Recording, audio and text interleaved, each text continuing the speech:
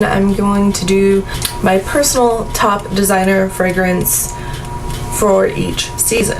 As far as categorizing designer fragrances, I have a little bit of trouble sometimes because is Elizabeth and James considered designer or celebrity? Because it's Olsen twins. Same thing with Kat Von D. Is that considered designer or celebrity?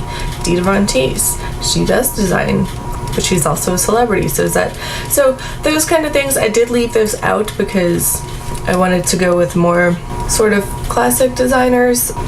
There are a couple of fragrances in here that are designer collaborations, but I do consider those designer scents personally, so if you don't, I'm sorry. Two of these are very inexpensive and two of them are not. So let's go ahead and get started with my favorite fall fragrance. So the first one, my personal pick for fall is one of the designer collaborations with Avon.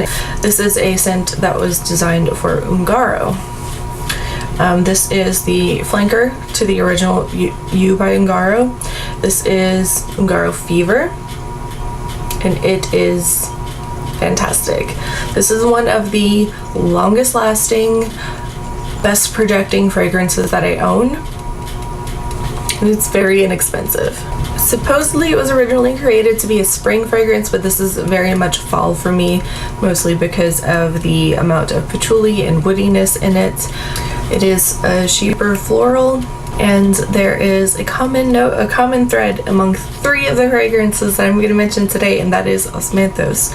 There is a light amount of osmanthus in here that brings some sweetness, and there are some florals that kind of balance out the heaviness of the patchouli.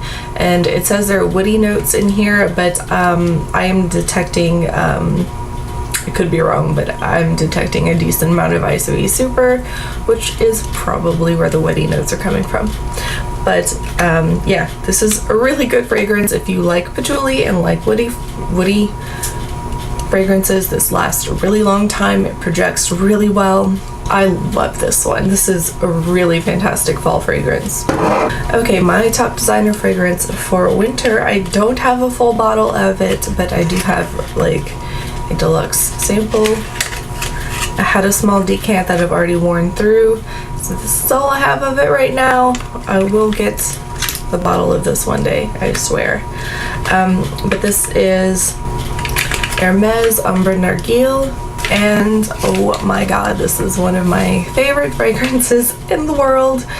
It is so good. This is a wonderful winter fragrance. It's sweet, it's syrupy, it's incensey. It's really amazing. The lasting power of this is fantastic. It's got some good projection on it, not quite as much. This could be a room filler. This one's got really good projection, but I wouldn't call it a room filler. And I know a lot of people like this. This is definitely my top pick for winter. Okay, my top designer pick for spring. I only have a little tiny travel spray of this. This is Derek Lambton Crosby Blackout. Here's another osmanthus based fragrance. It is fantastic. It's got a lot of tea notes and a lot of spice in it as well.